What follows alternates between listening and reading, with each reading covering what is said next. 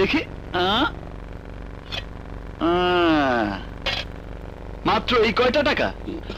Madam, এই কয়টা টাকা ভিক্ষা করতে কত সময় লেগেছে দেখেছেন? 2 ঘন্টারও বেশি। এখন কি বুঝতে পেরেছেন ম্যাডাম?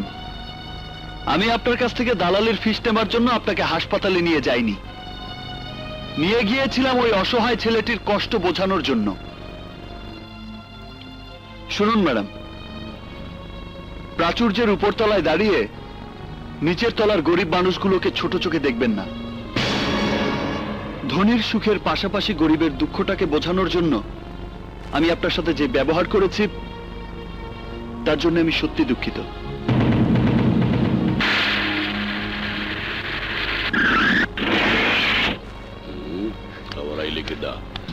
মামুনি, মামুনি, আমি তোমাকে উদ্ধার করার জন্য সানিকে নিয়ে এসেছি।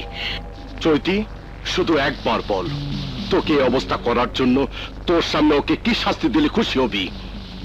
কিছুই করতে হবে না। কিছু করতে হবে না? কি বলছিস তুই? এইসব ছোট লোকদের প্রশ্রয় দিলে একসময় এরা মাথার উপরে উঠে বসবে, তখন শত চেষ্টা করেও নামাতে পারবি না। সানি চুপ কর।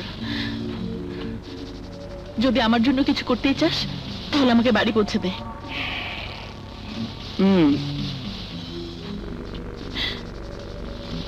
আমাকে নিয়ে চল। তোর চেহারাটা আমি খুব ভালো করে চিনে রাখলাম।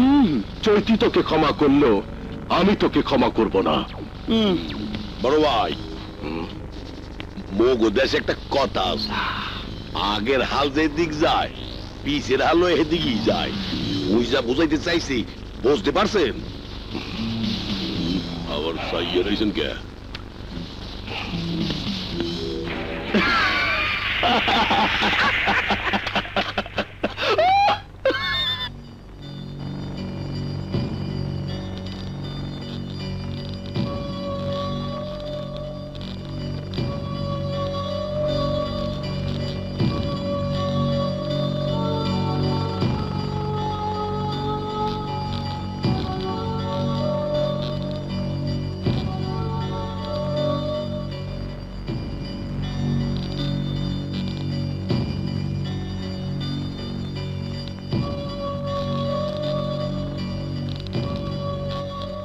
মোটেই ক্ষমা করা যাবে না।